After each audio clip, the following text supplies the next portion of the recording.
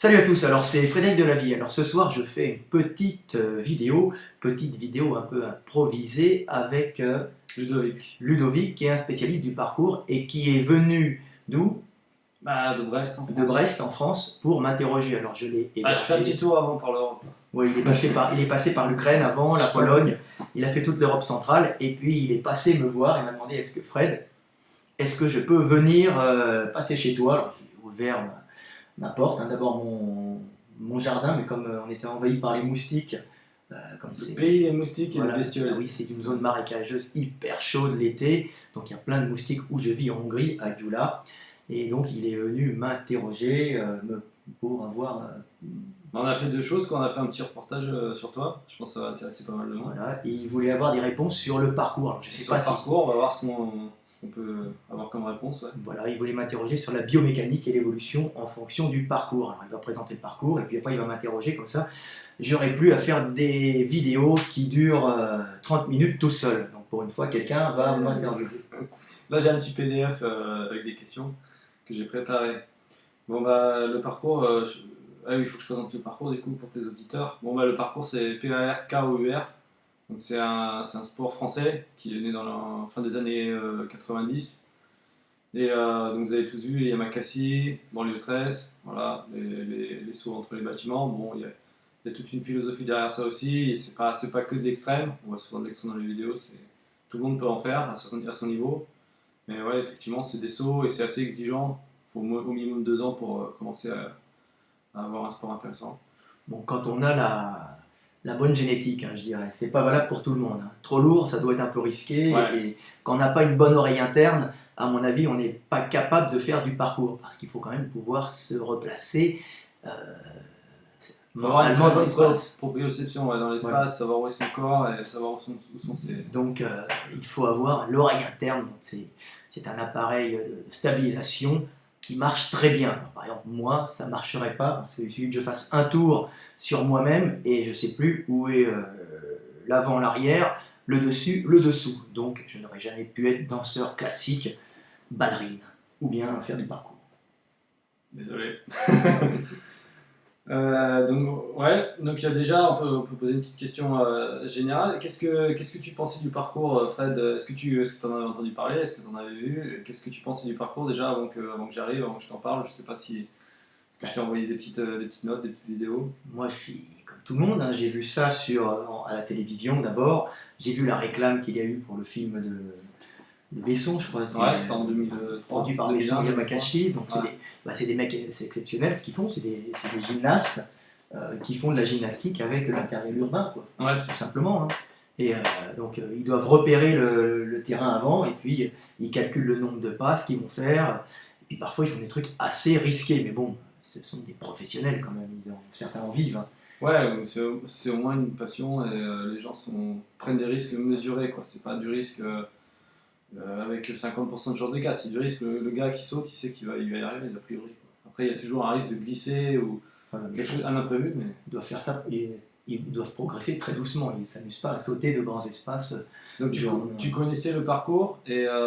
J'ai vu les vidéos sur YouTube aussi, les vidéos des gars qui ont fait du parcours. Et récemment, il y avait quoi? Il y avait le Assassin's Creed, le le jeu vidéo, ouais. Et j'avais vu, ils avaient filmé des jeunes gars qui faisaient du parcours. Et ils avaient pris toute une équipe pour faire justement des acrobaties dans Paris.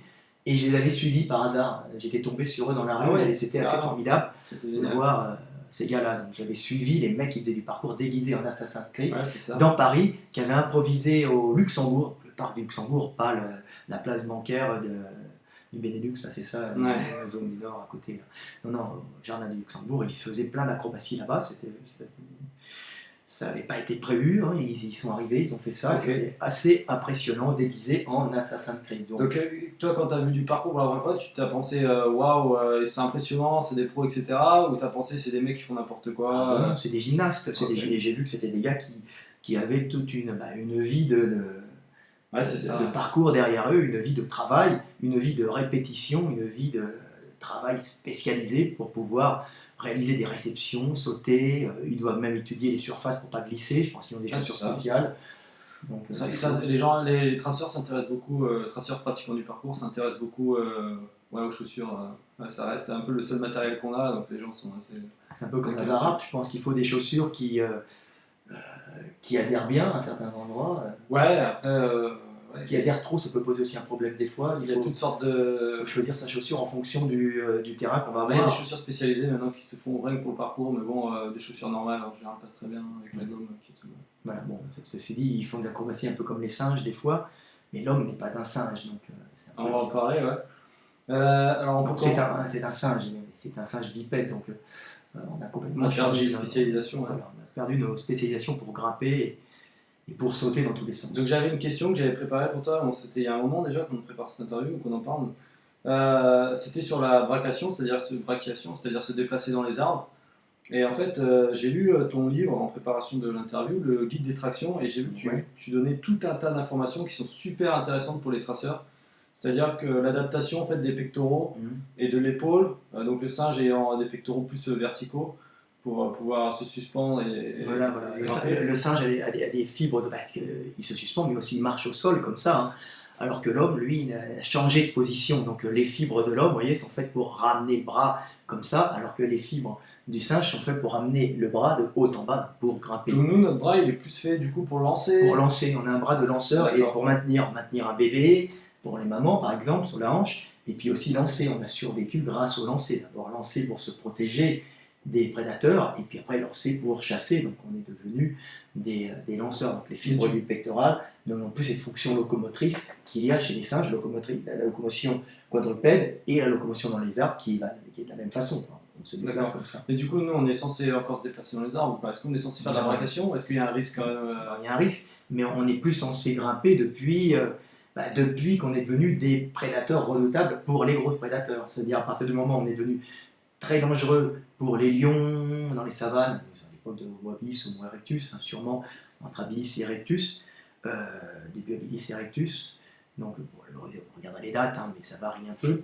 Donc la fin des australopithèques, peut-être après on a quand même dû se réfugier de temps en temps dans les arbres, mais peu. À partir du moment où on a évincé les grands fauves, on n'avait plus besoin de grimper dans les arbres pour échapper à ces grands fauves. Donc on est devenu à ce moment-là, on a perdu nos facultés de grimper, donc on a perdu cette griffe qu'ont les singes, c'est-à-dire qu'ils ont les fléchisseurs courts des avant-bras, hein, et quand ils tendent la main, comme ils sont très courts, les tendons se rétractent. Ça grippe naturellement. Et ça grippe naturellement, alors que nous... faut faire un effort. Voilà. Alors moi je m'agrippe naturellement parce que j'ai tendance à avoir la main un peu les fléchisseurs courts, ce qui permet que je tiens facilement en traction quand je fais des concours de street workout. J'ai jamais eu de problème de main, mais les singes, eux, n'ont absolument pas de problème de maintien puisqu'ils ont vraiment des fléchisseurs courts. Du coup, quand ils sont obligés de manger, ils ne peuvent pas manger en tendant la main. Pour prendre un objet, ils ne peuvent pas la ramener, ils sont obligés de fléchir la main pour pouvoir tendre les doigts. D'accord, donc on est d'accord qu'aussi l'épaule, parce que bon, on en parlait là récemment, tu as quelqu'un qui t'a envoyé. Notre épaule n'est plus faite pour monter verticalement. Il y a beaucoup de blessures aux épaules, il y a des blessures enfoncement osseux comme ton collègue, ou il y a pas mal de choses qui se passent. Et oui, parce qu'il n'y a pas assez d'espace maintenant, j'ai un omoplate, hein, ici, le singe par exemple, vous voyez son acromion, donc c'est l'os qui protège l'articulation de l'épaule, hein, ici, qui est ici, le singe, l'épaule est orientée plus vers le haut, parce qu'il se déplace au sol, mais aussi parce qu'il grimpe, hein, donc il y a une protection, et en plus il y a plus d'espace ici, ce qui permet d'avoir à cet endroit-là plus d'espace et de pouvoir plus facilement, pour le singe, lever le bras vers le haut, hein, alors que l'homme, on est directement bloqué. Alors certaines personnes ont beaucoup d'espace, et d'autres peuvent aussi avoir les omoplates qui bougent plus facilement, mais les singes, eux, ont les omoplates qui bougent facilement, et en plus de l'espace sous l'acromion, ce qui fait que l'articulation huméro-scapulaire est relativement libre et ils peuvent lever les bras très haut. Par contre, elle est bien gainée par un énorme pectoral, un arrière d'épaule chez le singe qui est l'équivalent d'un grand dorsal. Hein. L'arrière d'épaule chez nous est petit, il tire juste vers là. L'arrière d'épaule du singe tire vers le bas, le bras, hein, au passage. Donc c'est un dorsaux, le singe a deux dorsaux avec l'arrière d'épaule, il a un grand rond, donc il a beaucoup de muscles qui ramènent. Okay, nous, il nous reste le grand dorsal. Donc notre épaule a évolué, mais on n'a pas gardé le meilleur des deux mondes. Maintenant, on s'est spécialisé. Dans la marche, on a les bras qui pendent le corps. Et on peut lancer des objets. Et on lance très bien des objets, ce qui permet de viser la tête d'une panthère pour lui envoyer un caillou et elle va pas mieux te faire chier. D'accord. Au début, il tapait avec des bouts de bois, on peut se taper verticalement encore, hein, mais il faut dire que ces petits singes bipèdes qui étaient en savane, Ah ouais. qui sont Australopithèques, hein, bah, eux avaient des bouts de bois, et même s'ils ne pouvaient pas encore bien lancer, ils pouvaient taper verticalement. Ces mouvements-là, ils grimpaient très fortement, et déjà avec des bouts de bois, ils pouvaient éloigner les prédateurs. Quand ils étaient 10, 15 à taper en faisant des cris, Ouais. ça devait être assez efficace. Donc, ils sont devenus des chasseurs, Ok. déjà des. Donc déjà là, des grands moi, défenseurs. j'invite les gens à aller lire le livre de Frédéric, Le guide des tractions, sur cet aspect-là, parce que c'est super bien expliqué avec des super dessins comme d'habitude. Et toutes les infos là qu'on vient de donner sont aussi dans ce livre-là. Donc c'est super intéressant pour les traceurs qui font beaucoup de brachiation, qui se déplacent beaucoup sur des structures, parce que maintenant il y a beaucoup de gens qui se déplacent sur des structures. Voilà, parce que mes livres, en général, ce que je fais, c'est que je ramène du savoir qui vient d'un autre milieu que la musculation dans ces livres. En général, les gens, ils font de la compilation d'articles de musculation pour faire un livre. Un vrai chercheur, un véritable chercheur, va chercher en dehors de sa sphère professionnelle pour ramener du savoir, par analogie, dans son milieu. Ça, c'est une base pour la compréhension du monde, c'est-à-dire ramener des choses de l'extérieur dans votre milieu. Hein, parce que votre milieu est tout le temps limité par notre sphère professionnelle est limitée, notre champ de vision est limité. Donc, allons chercher plus loin de l'information que nous rapporterons pour comprendre notre milieu. On a une meilleure vision en s'extirpant de notre milieu. Ah oui, tout à fait d'accord. Donc là, c'était sur le haut du corps, parce que bon, tu fais pas mal de choses sur le haut du corps, le street workout. On peut parler un petit peu des jambes. Donc là, dans le parcours, il y a un débat qui date de très longtemps. Mmh. C'est le fait de plier les jambes à 90 degrés ou en dessous de 90 degrés. Alors, il y a des mecs qui disent quand on atterrit, quand on réceptionne un saut, il faut pas aller en fait en dessous du parallèle squat. En fait, faut pas aller en dessous des cuisses parallèles au sol. Alors moi je suis pas tout à fait, je suis pas d'accord en fait. Je pense qu'on peut aller en dessous des 90 degrés. On va en dessous des 90 degrés quand on a la morphologie pour tout simplement. Si on a trop grandes jambes, on peut pas. Il faut récupérer l'angle. D'accord. Ça dépend de ta morphologie. Ah d'accord. Ok. Ah oui. Donc bon, vas-y, explique-nous parce que ça paraît énorme, mais nous ça nous par paraît contre, pas il ne énorme. faut pas atterrir les pieds verticales avec tous les os les uns dans la continuité. Non, on risque de les péter. un choc qui C'est-à-dire qu'on va tout casser. Hein.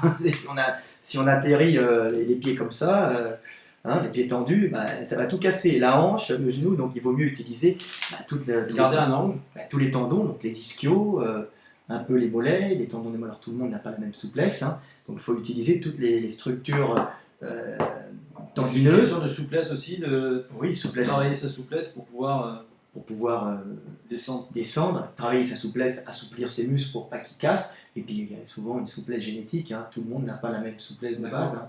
Et vous, quand vous faites du squat en musculation, qu'est-ce qui est recommandé? Est-ce que les gens préfèrent faire du parallel squat? Est-ce que le squat cul à terre a une mauvaise réputation? Cul à terre, c'est bon pour des gens qui sont courts sur pattes. Quelqu'un de grand en faisant du cul par terre, comme on dit en squat, risque d'être trop penché en avant. Donc le squat, c'est quelque chose de très particulier. C'est un mouvement qui est bon pour latéraux à la base, puisque ça correspond au mouvement pour récupérer la base. Bon, la barre, on passe sous la barre, donc la barre pas très haut, on passe dessous, on se retrouve en squat barre devant, et à ce moment-là, on va remonter la barre avec la puissance des jambes. Mais les mouvements en partant du cul par terre avec une charge, dans la vie de tous les jours, sont quasiment inexistants. Hein. On descend rarement en dessous de l'horizontale. Du coup, nous, pour réceptionner, on peut aller peut-être chercher. Ceux qui ont la souplesse peuvent aller chercher assez loin pour utiliser aussi le maximum de longueur musculaire, même si travailler le muscle sur sa longueur. Et quand tu le peux. Quand tu as la souplesse, d'accord. Après, il faut trouver la zone où tu te réceptionnes bien sans tomber en déséquilibre. Ok. Ouais, c'est ça. Mais il faut utiliser, bien sûr, ses ressorts. Quoi. Toute l'amplitude, si on peut, quoi. Mais voilà, ça dépend des tout gens. Son système tendineux pour récupérer l'énergie et repartir. Donc voilà, Mais trop tendu, on risque de se casser aussi. Donc il y a tout un travail de proprioception que je ne connais pas moi bien, mais que vous devez jauger en fonction des réceptions. Souvent, il y avait cette école, il y a deux écoles, il y en a qui disent qu'il ne faut pas descendre en dessous de 90, il y en a. Donc voilà, comme je voulais vous le dire Frédéric, ça va dépendre de votre morphologie. Si vous êtes plutôt grand, effectivement, ça dépend de votre souplesse et de votre morphologie. Si vous avez beaucoup travaillé la souplesse et que vous êtes petit avec des membres courts, là ça risque d'être. Vous pouvez descendre en dessous sans plus facilement. Ça risque d'être plus facile. Les gymnastes sont rarement très longilignes, à part certaines filles en GRS Mais en général, les gymnastes sont pas souvent, sont pas tout le temps longiligne. Ah oui, c'est vrai. Ouais. Euh, Il y avait un gars qui jouait un peu il faisait pas du parcours, mais presque un acrobate, il était connu au moment. Il faisait le chien en courant à quatre pattes. Ah ouais, Il est très fort, mais lui, c'est un mec très court. ok. Pareil, il se On réceptionnait fait un facilement mouvement, à quatre pattes parce qu'il avait la structure pour pouvoir se réceptionner comme un singe. À quatre pattes sur ses jambes arrière. C'est un singe a des grands bras à l'avant et des petites jambes à l'arrière. Nous, on a des grandes jambes et des petits bras proportionnellement à un singe. proportionnellement à ça. D'accord. Et le singe, il a des grands bras et des petites jambes. Ok, ok. Donc ça, je pense que ça répond plutôt bien à la question. Et on peut passer à la suivante, qui est justement de comparer, parce qu'on parle du singe, de comparer un petit peu l'anatomie du genou du singe et de l'homme. Parce que- Ça n'a rien à voir parce que le singe, lui, est tout le temps fléchi sur ses jambes, justement. Alors, attends 2 secondes, Frédéric, je veux préciser que cette question est très importante dans le sens où beaucoup de blessures au parcours, on sait, les genoux, les gens qui ont mal aux genoux, moi ça fait quasi 9-10 ans que je suis dans le parcours. Les jeunes qui s'éclatent les genoux, c'est pas une illusion, quoi. C'est régulièrement, les gars ils font 1 à 2 ans de parcours, ils ont mal aux genoux, ils arrêtent, quoi. Et Donc la après, on réception leur en dit, pleine vitesse est extrêmement dangereuse. on leur dit c'est des problèmes de croissance et tout. Non, c'est pas des problèmes de croissance. Si vous faites du parcours, que vous avez 18 ans, que vous n'avez pas beaucoup de masse musculaire et que vous allez faire des réceptions de saut de 3 mètres, vos genoux ils prennent des chocs importants. Et surtout quand vous vous alourdissez, je ne pense pas que le parcours c'est valable dès que vous passez un certain poids. Parce qu'à partir d'un certain poids, les réceptions, vous allez vous écraser sous votre propre poids. Hein. Un éléphant qui tombe de sa hauteur, bah, il se casse en morceaux. C'est pour ça qu'il a des jambes en poteau. Hein. Alors qu'une gazelle, elle peut faire des bonds. Et puis, je te dis pas, une souris, elle tombe de 5 mètres, elle n'a rien, puisqu'elle va. C'est une question, on s'écrase sous son propre poids. C'est-à-dire, quand tu tombes, c'est le poids de ta tête lancé à pleine vitesse qui vient percuter tes épaules et tout l'ensemble du corps vient percuter tes genoux. Tu vois, c'est pour ça que les genoux sont massifs. Donc, plus tu es lourd, plus tu casses. Et puis il faut garder sûrement un physique équilibré si justement Il faut éviter de s'alourdir, Ouais. parce que si tu sautes de 3 mètres et que tu prends 5 kg ou 10 kg de plus, ben, ça ça sera fait en plus. ça sera pas tout à fait le même résultat au sol et il y a quand même une limite dans la résistance des matériaux qui nous constituent. C'est-à-dire qu'on ne sont pas faits de caoutchouc et je sais pas moi, de carbone, de fibre de carbone.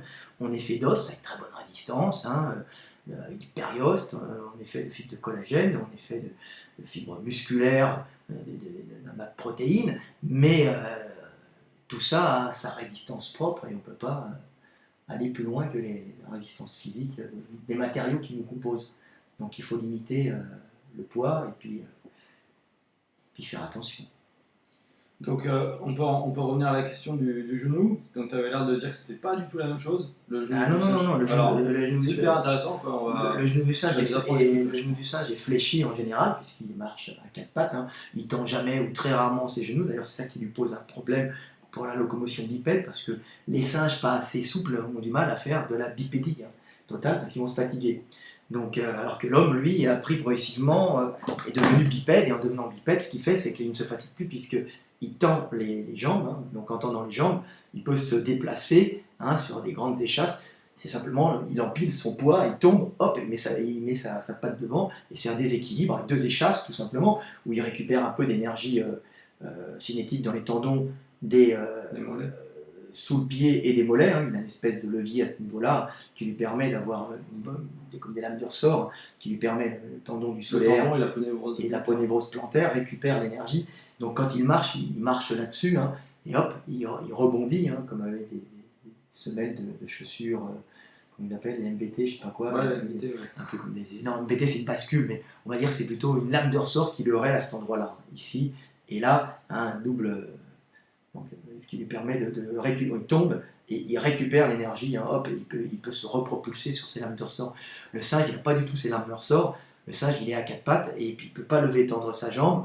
Donc, quand il se redresse, il est tout le temps jambes un peu fléchies. Donc il en appuie sur les quads en permanence. Ben, il en appuie sur les quads en permanence et c'est un peu dur. Alors que nous, en Ouais, plus, c'est on a les ischios. Tu vois, les ischios récupèrent lors des chutes, lors de la course à pleine vitesse, ils récupèrent l'énergie cinétique. Donc, ils nous repulsent vers l'avant. Tu arrives à cet endroit-là. Le buste qui est ici, tu vois, boum, pof, projeté vers l'avant, tu t'arrêtes, hein, l'énergie cinétique, tu sautes comme ça, l'énergie en courant, hop, l'énergie cinétique te bloque au sol, le talon te bloque au sol, tu as la vitesse, et l'énergie cinétique là, propulse le buste en avant. Et qu'est-ce qui retient le buste en avant? Ben, c'est les ischios qui s'accrochent ici, ischios qui vont s'accrocher ici. Je peux montrer. Ouais. Voilà. Les ischios qui s'accrochent là. Voilà, et là-bas, et ça empêche le buste de partir en avant et de faire un roulé-boulé. Donc hop, hop, on repart comme ça, on est maintenu et hop, on repart à ce moment-là en retendant la Ah jambe. oui, d'accord. Tu vois, Ça renvoie la hanche. Ça renvoie la hanche. Vers l'avant un petit peu. tu vois, hop, tac, tu accumules l'énergie. Donc ça permet d'éviter de partir en avant. C'est pour ça que les sprinteurs, ils s'arrachent facilement. Plus ils vont vite, plus l'énergie est importante dans la réception des ischios. Donc on ne se pète pas un quadriceps en général. Non. On va se péter les ischios à la réception ou le grand adducteur qui a un rôle d'ischio parce que la partie interne du grand adducteur rejoint les ischios si tu veux. Donc nous on a des genoux plus plats qui sont faits plus pour l'empilement osseux. Et... Oui, nous, on a des pour l'empilement et puis aussi on a. Et les singes ont un genou plus mobile On finalement. peut quand même bouger, hein. Ouais. Hop, on repart. On a quand même une belle poulie. D'accord. Mais les singes, eux, ils ne se déplacent pas du tout de la même façon. Tu vois, ben, d'un autre côté, ils ne vont pas s'empiler comme nous parce que quand ils arrivent au sol, ils ont déjà les jambes fléchies comme un mec qui fait du parcours. Exact. Alors que nous, quand on va récupérer, on aura tendance à tendre la jambe. Ouais. Les bébés, ils tendent les jambes. C'est ça. Les enfants tendent les jambes au sol. On voit très simplement, si vous observez des gens qui ne font pas du parcours et qui tombent, la tendance, ça va être d'aller chercher le sol. C'est-à-dire les gens vont tendre la jambe pour être le moins loin possible du sol. Donc même si le saut fait 2 mètres, c'est-à-dire qu'ils ne toucheront jamais le sol en tendant les jambes, le réflexe humain, c'est de tendre les jambes pour aller chercher le sol. Et là, ça, des gens qui sautent, qui n'ont aucune formation dans la rue, des gens qui s'amusent, même des enfants. Et en fait, en parcours, c'est très mauvais, il faut garder ce fléchiment. Voilà. Vous allez tomber de 2 mètres, et ben en l'air, il faut garder les jambes fléchies pour qu'à la réception, vous soyez déjà prêt à réceptionner comme des singes. À partir, parce qu'autrement, vous allez empiler aux articulations et les casser. Et c'est là qu'on casse les articulations. Ça envoie des chocs dans la... Ça envoie des chocs dans la colonne vertébrale, dans les genoux, dans les hanches, et après dans toute la colonne vertébrale, hein, jusqu'à la tête. Hein. Donc c'est très mauvais, sans compter les chevilles. En général, les mecs qui cassent de partout. C'est les mecs qui font des réceptions au parachutisme, quand ils ratent, ils arrivent, on leur apprend à tomber comme ça. C'est pareil pour le parcours. Donc c'est... Très intéressant, ça. J'ai pas regardé les techniques de réception de parachutisme. Ça, c'est encore un sujet super intéressant pour regarder ça. Ils apprennent tout ça, à faire des roulés-boulés, parce qu'autrement, et puis pas faire des réceptions sur les jambes tendues. C'est très dangereux, quoi. Une réception jambes tendues, on n'est pas fait pour ça. Donc voilà. On peut courir, on est fait pour courir comme ça. Une petite morale de l'histoire, tout le monde peut sauter d'un mur de 3 les singes, tu les vois sauter, jambes fléchies. Hein. Ouais. Boum, boum, ils s'énervent, jambes fléchies comme ça.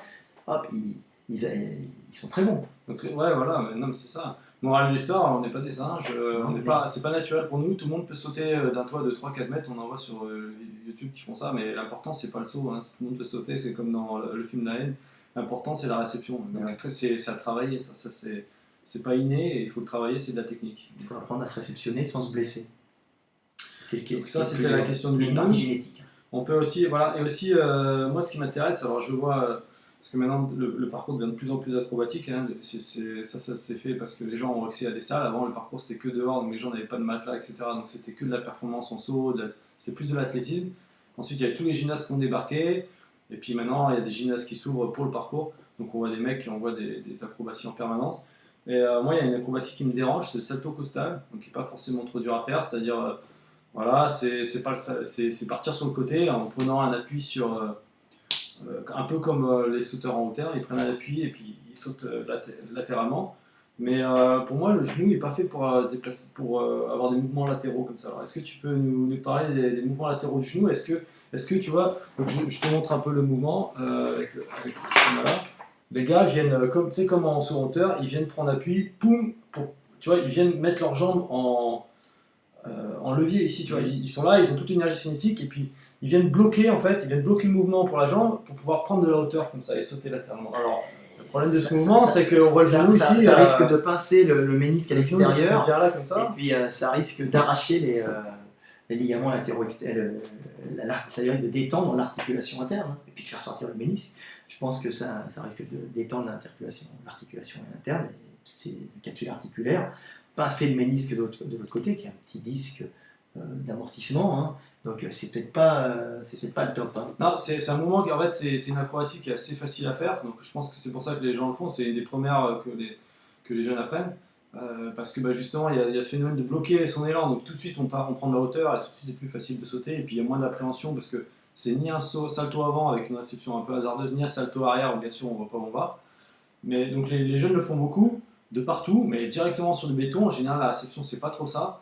Et le genou n'est pas adapté, quoi, je pense. Donc là, Frédéric vient de nous dire, c'est possibilité de s'arracher les ligaments ou au moins de se les détendre. Au moins de se les détendre l'articulation, Et pincer le ménisque. l'articulaire, et pincer le ménisque. Déjà, vous risquez d'abîmer le ménisque externe, et en plus, en ayant détendu la partie interne, vous risquez à long terme de faire sortir le ménisque interne dans d'autres mouvements. Donc attention à ça, c'est pas parce que c'est un mouvement qui est plus facile que la moyenne qu'il faut en abuser en fait. Dans vos vidéos, faites très attention à ça, quoi. Donc ça c'était pour le salto costal, donc ça m'ennuie un peu. C'est technique. Hein. Travailler plutôt salto arrière, on sait rien. Des choses qui sont pas beaucoup plus difficiles, mais il y a énormément d'appréhension et vous allez travailler beaucoup plus le mental en fait là-dessus, plutôt que faire des vidéos où on va sauter en costal tout le temps.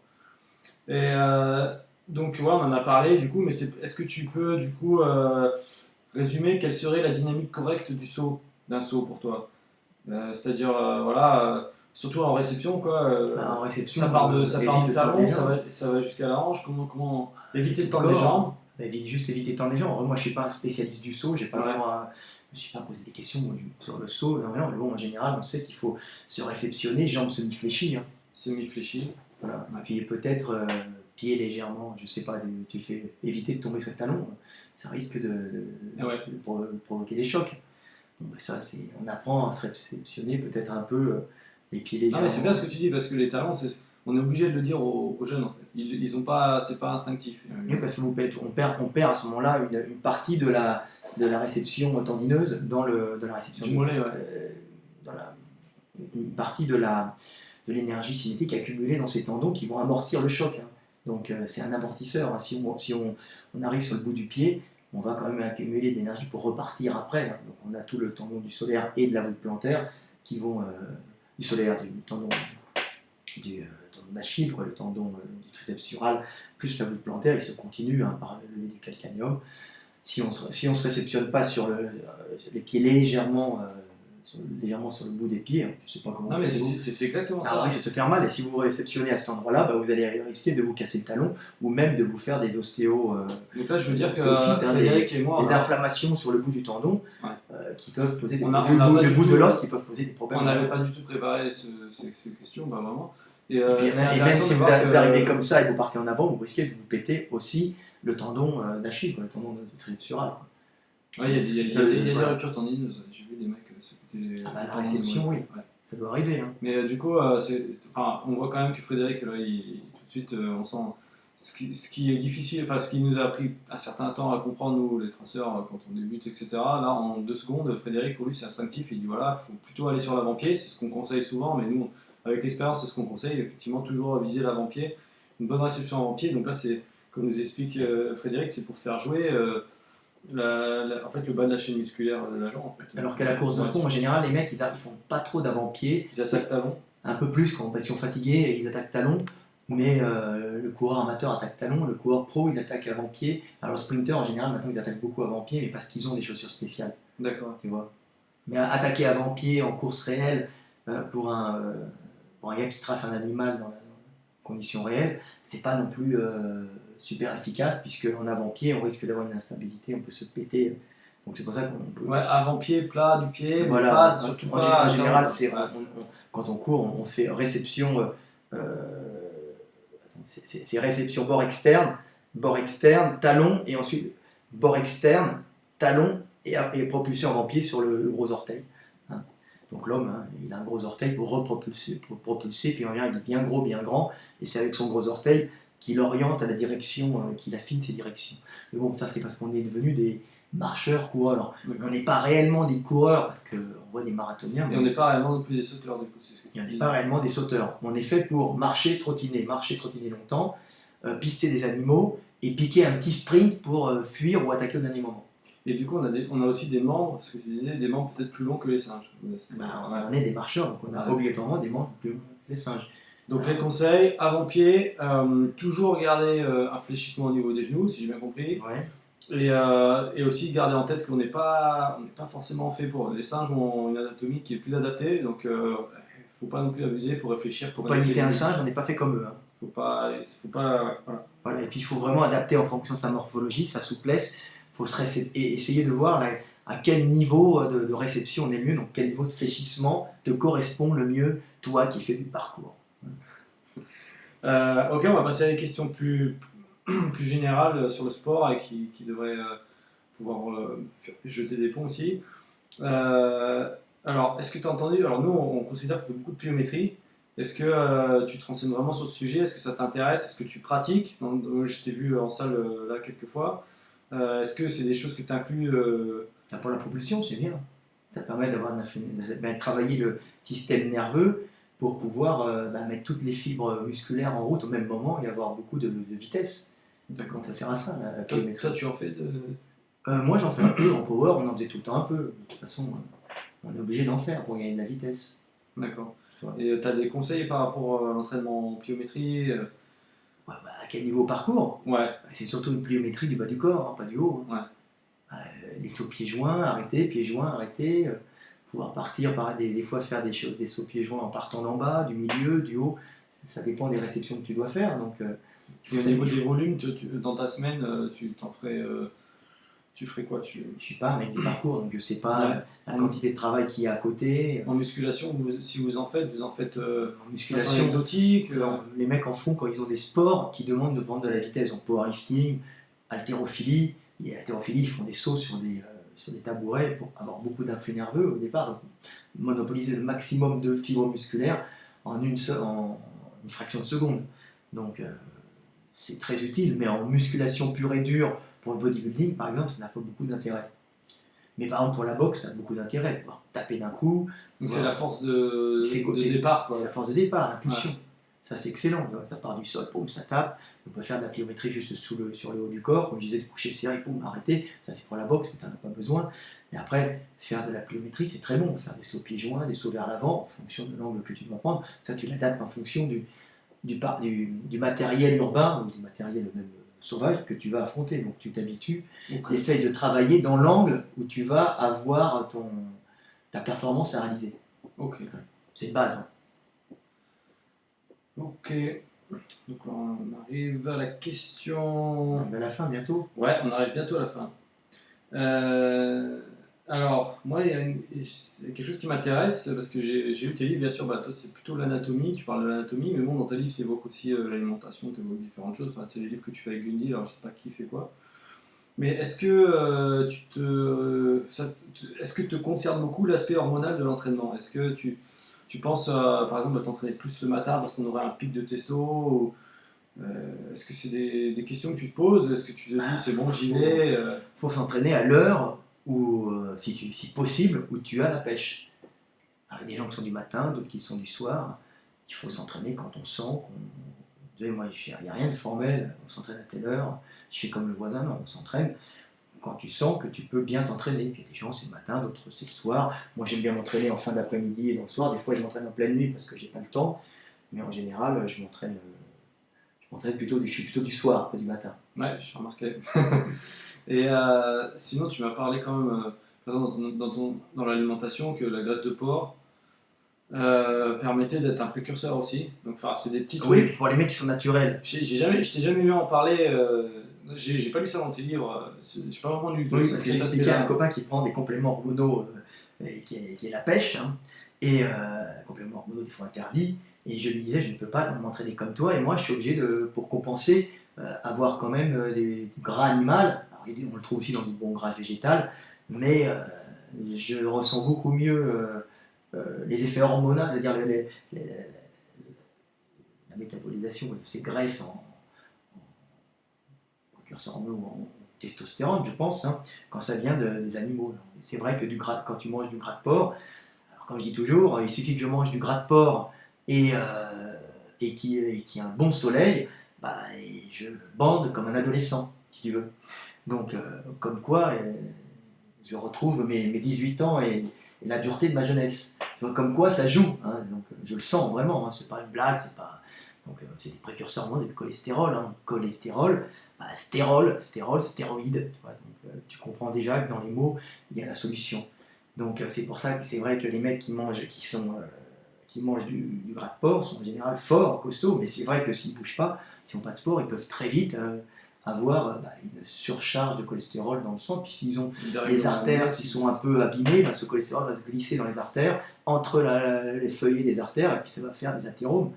Ça risque de faire des problèmes. Mais évidemment, quand tu fais du sport, en général, tu peux bouffer gras, tu n'as pas ce problème-là. Ah ouais. Je pense que Néandertal mourrait plutôt de bactéries avant d'avoir son cholestérol, il mourrait plus jeune. Bah, même tout le temps. maintenant, les gens, je vois, quand ils mangent un bout de viande, ils enlèvent toutes les bouts de graisse. C'est pas très bon non plus, Tout le parce que collagène. après ça va faire des impuissants et des dépressifs. Il faut Ouais. quand même avoir du. Alors que les gens plus anciens, enfin, je vois la génération de mon père, avaient tendance à faire des bouillons, à manger tout ça, ça leur posait pas de problème. Il fallait Ils manger étaient tout l'animal, costauds, ouais. et il fallait tout manger. Il y avait d'autres problèmes aussi, il y avait moins de calories, Ouais. il y a des infections intestinales, des fois des infections bactériennes. Il faut savoir qu'à une certaine époque, on mangeait peut-être bio, mais on avait des bactéries partout qui pouvaient vous tuer. La chaîne de froid n'était pas forcément respectée. Un frigo, un bouillon tourné, vous emportez toute une famille. Il faut le savoir. Donc voilà. Donc par contre, un dernier petit truc pour le parcours, comme vous êtes en réception, vous avez besoin d'un tissu de soutien de très bonne qualité, donc vous avez besoin de collagène, vous avez besoin de, pas forcément le muscle qui est là, vous avez besoin de tissus qui structurent le corps, donc ça s'appelle les fibres en général de collagène, plusieurs fibres différentes, et il faut les régénérer. Donc à mon avis, je vous conseille de prendre beaucoup de collagène. Tu veux dire en complément? En complément, Carrément des compléments alimentaires. Alors vous pouvez le trouver dans la nourriture, mais dans la nourriture, ça vous forcerait peut-être à manger trop et être gras après, prendre du poids, et grossir. Donc ce qui est bien, c'est de le prendre en du collagène hydrolysé. Alors c'est ce qui est vraiment plus efficace pour éviter justement les accidents, pour éviter les blessures tendineuses de réception. Du collagène hydrolysé. Voilà, parce que quand vous réceptionnez Tu connais même des marques quand vous réceptionnez au sol en sautant de 3 mètres, c'est comme si vous aviez une barre, un demi-squat à 300 kg. Non mais c'est ça. Il faut savoir qu'une réception, c'est de 3 mètres de haut pour un mec qui fait des des pics parcours. de force énormes. C'est des fois, même pour les champions, ça doit être le mec qui se retrouve, c'est un demi-squat où il bouge pas, statique quasiment, à 400 kg. Donc vous imaginez que le mec, il a quand même dû travailler la structure. J'ai testé en salle il y a 3 jours. Bon, j'ai essayé de faire un max. J'ai fait 120 kg. Alors, 300, mais c'est vrai que si on fait le calcul, tomber de 3 mètres, c'est pas 120 kg. Ce sera. Voilà, c'était du concentrique, mais ce sera plutôt du 300. Du 200, je pense que les champions, ils doivent arriver à. Je pense que les vrais champions, un mathématicien pourrait le calculer, mais ça ferait une tension de 300 kg sur les ischios.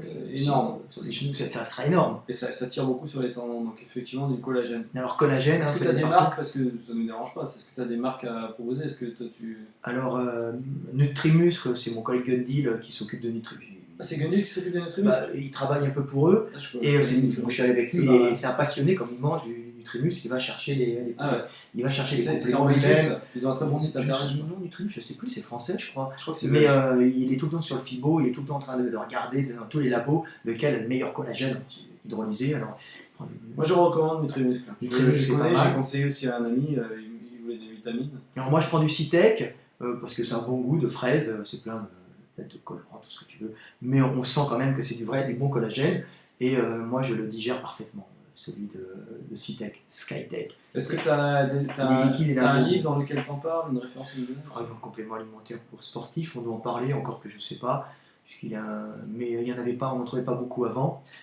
C'est redevenu à la mode, parce qu'avant on en avait dans les protéines, parce que c'était du déchet animalier, puisque c'était tous les mauvais morceaux qui formaient le collagène, donc on faisait bouillir, le collagène se retrouvait en sauce au-dessus, donc on le refilait pour faire les liants dans la nourriture, pour faire des bonbons, des trucs comme ça. Les margoulins des protéines utilisaient le collagène pour enrichir la protéine en disant regardez, il y a même du collagène pour vos articulations. En vérité, c'est parce que c'est de la protéine qui vaut pas cher du tout, puisque c'est du déchet en général, on balance tout ça. Donc ça vaut 3 francs 6 sous et on dit que c'est bon pour votre santé. Ceci dit, ça vaut 3 francs 6 sous à produire, à la sortie, mais c'est du déchet animalier et les protéines animales sont beaucoup mieux utilisables par l'organisme parce qu'elles ont souvent la forme moléculaire et souvent plus adaptée et fonctionnelle, utilisée par l'organisme plus facilement que la forme végétale, puisque la forme animale en général, protéine, est faite pour rentrer dans des fonctions métaboliques souvent, tu vois, alors que la forme végétale a plutôt juste une fonction de structure, je ne connais pas trop, mais c'est grosso modo c'est ça. Mieux digérée quand c'est voilà. Donc elle est mieux digérée, mieux assimilable par l'organisme. Alors c'est horrible, on est des véritables vampires, des prédateurs. mais la protéine, souvent la protéine, pour beaucoup d'hommes, pas pour tous, hein, la protéine animale est mieux assimilable que la protéine végétale. Donc du collagène animal est en général meilleur. Alors, du collagène de porc, il est excellent, mais comme vous, mes amis musulmans, vous ne pouvez pas en prendre, bah maintenant, pour des raisons commerciales, tout le monde met en France du collagène de bœuf en général, ou du collagène marin, mais le bœuf est encore meilleur, ça coûte pas cher, hein. C'est la peau, les tendons, les trucs qui sont vendus. Donc pour mes amis musulmans qui me regardent, hein, pas les terroristes, parce qu'on dit que je suis Pas les terroristes. un fan des terroristes, n'importe quoi, hein. C'est des espèces de tarés. Donc pour mes amis musulmans, Pas les terroristes comme moi, oui, je suis terroriste. c'est comme on appelle le migrant. En Hongrie, ils l'ont vu passer. En Hongrie, ils ont peur de moi. Voilà. Donc on dit du collagène, il faut du collagène, prenez du collagène tout le monde, hein, c'est excellent pour les vieux, encore mieux. Moi, je double les doses parce que je commence à avoir un âge pas canonique mais presque. J'allais te poser, c'était la dernière question, parce que là je vois que tu t'entraînes quasiment tous les jours. T'as quel âge? Je vais bientôt avoir 50. Bientôt avoir 50. Dans Et, 8 mois, non combien, non, dans 10 mois en vérité, mais je dis bientôt avoir 50 pour faire. Nous dans le parcours, moi, il y a des mecs qui viennent me voir et font ouais, non, mais j'aurais fait ça si j'avais été jeune. Si j'avais eu 20 ans, j'aurais peut-être commencé le parcours. J'en dis ouais, moi j'en ai plus de 30. Non, mais moi je vais Et dire, est-ce qu'il y a un âge? ils ont quand même raison parce qu'avec l'âge, les fibres de collagène ne se restructurent pas de la même façon dans l'organisme, puisqu'à force de casser, elles vont se structurer pas d'une façon homogène. Hein, il y aura tout le temps des fibres qui vont se restructurer de façon un peu de travers, donc ça va fragiliser la trame de soutien de votre organisme, donc c'est à des fortes pressions, vous risquez de casser. Donc un vieux est toujours aussi fort, mais sa structure fibreuse de tissu de maintien est souvent un peu anarchique dans sa façon, les fibres sont plus grosses, et souvent avec des zones cicatricielles, donc c'est pas un bébé qui sort avec toutes les fibres donc bien programmées, une programmation de construction des fibres génétiques. Non, ça c'est. Donc il y a un âge à partir duquel il faudrait se calmer. C'est pas ça, c'est que plus tu vieillis, plus tu te fragilises au niveau de ta structure fibreuse. Hein, donc tu risques de péter, plus tu es lourd, et plus tu fais des sauts violents, tu vois. Mais tu peux continuer à prendre du volume, être fort. Après, si tu fais beaucoup de stretching, hein, si tu étires bien les muscles dans l'angle, il faut bien faire du stretching. Quand on est vieux, il faut étirer. Hein, pour redonner une certaine. Voilà, pour que les fibres se restructurent dans l'alignement, hein, parce que autrement ils vont se restructurer d'un peu de travers, c'est une petite blessure. Hein, donc plus on vieillit, plus on fait de stretching. Mais il n'y a pas d'âge, il n'y a pas vraiment d'âge. Enfin, est-ce que tu ne donnerais pas d'âge aux gens pour arrêter le parcours? Tu leur dirais pas à partir de 35 ans, il faut absolument arrêter le parcours parce que sinon. Il faut en faire avec modération, sauter d'un banc. Ou tourner ou grimper doucement sur des trucs, c'est des trucs sans réception violente, c'est pas trop grave. Mais bon, si tu as 80 ans et tu sautes de 2 mètres, tu te décalcifies un peu, je veux dire, je le conseille pas, quoi. D'accord. Tu vois. Bon, tu restes optimiste quand même. Oui, bon, après c'est un entraînement. C'est un entraînement. Ça dépend aussi si vous avez commencé. Voilà, et puis si t'es pas trop lourd, ça va. Voilà. Mais une réception, c'est quand même une réception. Ouais. Les vieux se cassent le col du fémur, ils vont se retrouver avec un problème. Parce qu'il y a des calcifications. Alors, on dit que la vieillesse est dans la tête. Je vous garantis que c'est pas vrai. Hein. On est programmé pour se dégrader et pour mourir. Donc, tous les marchands de rêves qui vous disent qu'on va vivre longtemps, que l'on tombe pas malade, que l'on tombe malade parce qu'on a fait une erreur dans son alimentation, et je dis peut-être, mais n'oubliez pas que vous êtes quand même programmé pour vous dégrader, parce qu'autrement il y aurait trop de monde sur Terre, tout simplement. Et on aurait des individus qui vivraient très longtemps, qui finiraient par ne plus être adaptés au milieu qui a changé.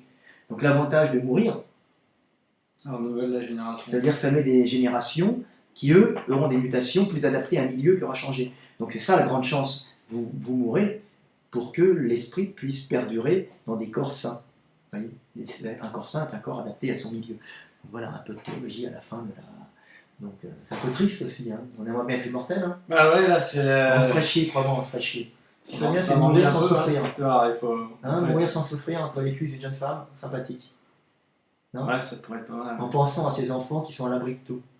Hein, non, ça serait bien. Voilà. Sans douleur en tout cas. Et sans douleur. En général non, parce que la douleur de la mort donne du prix à la vie. On ne veut pas la quitter comme ça. Bon, autrement c'est trop facile, hein. Le moins de chaleur d'amour et boum. Ça nous force à résister. Il faut voir le bon côté des choses. Voilà. D'autres questions? Non, 44 minutes, c'était la t'en dernière. as pas une autre? Ça fait, non, Où est-ce qu'on peut faire est-ce du qu'il y a- parcours? T'as des clubs, des endroits? Qu'est-ce que tu penses? En France, ce que je conseille, vous pouvez aller déjà sur le site de la fédération Ouais. de parcours, la FPK, donc faitdesparcours.com, je crois. Mhm. Et ça se passe beaucoup sur Facebook aussi. Donc si vous avez des amis qui font un peu du parcours, ils vont tout de suite vous renseigner et puis vous allez dans le milieu. Il n'y a quand même pas des pratiquants. Ça reste un marché, pas un marché. Ça reste un sport de niche. Vous n'aurez pas beaucoup de gens sérieux sur le parcours. Vous pouvez vous rapprocher. En général, si vous vous rapprochez de votre association locale, tout de suite vous connaîtrez rapidement tout le monde, tous les gens à connaître. Des bons sites internet à conseiller? Des bons sites internet à conseiller, malheureusement, des sites internet avec un contenu, on va dire, accessible, des tutoriels bien faits, c'est pas encore ça. C'est pas encore ça. Moi j'ai mon blog, mais c'est assez avancé. C'est plutôt pour ceux qui sont déjà dans le milieu depuis un moment. Non, rapprochez-vous. De toute façon, ça se passe dans la rue aussi, le parcours. Donc, rapprochez-vous de vos associations, rapprochez-vous de ceux qui pratiquent. Vous allez voir la réalité entre Facebook, enfin entre les vidéos YouTube où vous voyez des mecs qui ils font un saut une fois, on ne sait pas ce qui s'est passé derrière. Des fois, ils coupent même la réception. On voit juste le mec sauter, puis on ne sait pas où il a atterri. C'est l'hôpital, peut-être à l'hôpital. Rapprochez-vous de votre association locale. Vous pouvez participer, il y a l'événement national chaque année, le week-end de la Fédération du parcours. Là, vous pouvez rencontrer plein de gens et voir le niveau réel en France. Voilà, et sinon, non, ça commence dans la rue quand même. Alors que si vous voulez vous mettre en condition déjà, si vous êtes en surpoids, comme Frédéric vient de nous dire, ce sera pas bon. Hein. Donc tout de suite, au moins essayez de perdre votre surpoids si vous êtes en surpoids. Pour pas casser vos articulations, parce que là, quelques kilos de trop, et puis c'est Ça peut la fracture. ça peut faire une grande différence, parce que comme tous ces poids-là sont accélérés, à chaque fois c'est des facteurs de multiplication. Si vous avez 5 kg de trop, à la réception, ça va être 15 kg de trop, ça va être 30 kg de trop. Donc mettez-vous en condition et puis commencez ce qu'on fait beaucoup, c'est le saut de précision. Donc voilà, vous partez d'un point précis et là je me dis ok, je vais atterrir sur l'épaule de Fred, donc je vise bien, voilà, c'est un saut statique, il n'y a pas de prise d'élan et hop, vous réceptionnez ici avec le minimum d'impact, donc comme on vient de dire, jambes fléchies, etc. Et vous faites de la répétition de ça, si vous voulez déjà vous conditionner, mais rapprochez-vous vraiment des associations locales, des gens qui pratiquent. Je pense que vous allez les voir- clubs de gymnastique aussi sont pas mal pour. Ouais, il y a une faire concurrence. En France, il peut y avoir une concurrence entre les gars qui font de la gymnastique, qui ont vraiment une vision très stricte de leur discipline, et puis les gars du parcours qui sont plus. Ça peut être intéressant Qui de sont faire plus les modernes, deux, on va dire. de s'amuser à aller Ouais, il y en a quelques qui font gyms les deux, il y en a pour qui. pouvoir un peu. De toute façon, moi ce que je vous recommande, c'est de tester un maximum de choses. Donc, allez voir aussi la gymnastique ce qu'ils font. Moi, en fait, quand je m'entraîne en gymnase, je suis un peu d'accro. Je m'entraîne avec des gars du cirque, des circassiens. Et là, il y a aussi un gars de l'équipe de France de gym. Voilà. Donc, c'est des gars super intéressants. Techniquement, ils sont au top, les gymnastes. C'est super intéressant, mais ils sont aussi très intéressés par le parcours. C'est pas la même chose. Au niveau des rebonds, de plein de choses, parce que nous, on est sur du dur. Donc, voilà ce que je vous conseille. Et aussi, ce que je vous conseille, c'est de ne pas essayer d'imiter tout de suite, bien sûr, de ne pas essayer de sauter d'un toit, parce comme on vient de le dire, l'important, c'est pas de sauter d'une super grosse hauteur, c'est de bien se réceptionner. Okay. Donc voilà. Mais vraiment, gardez vous allez voir les gars du parcours si vous vous rapprochez de votre association locale ou de votre club local, parce que maintenant, il y a des écoles de parcours. Il y a des très bonnes valeurs, donc vous allez apprendre plein de choses avec ces gars-là, c'est des gars très sympas en général. Facebook, les gars qui font du parcours. Voilà. Bon, Moi sur Facebook, Ludovic Parcours.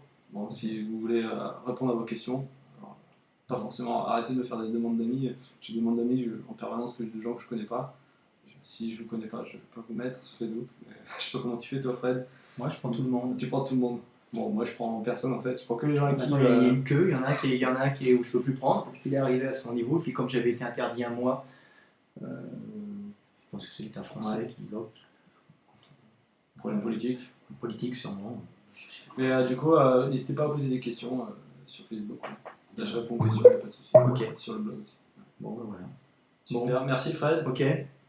Bon, ben c'est Super bon, hein. échange. 49 minutes. On a une petite vidéo de 50 minutes. Ça intéressera que les mecs qui font du parcours, peut-être pas tout le monde. Mais bon, on a parlé d'évolution, on a parlé un peu de tout. C'était la vidéo du soir. Allez, à bientôt. Salut tout le monde.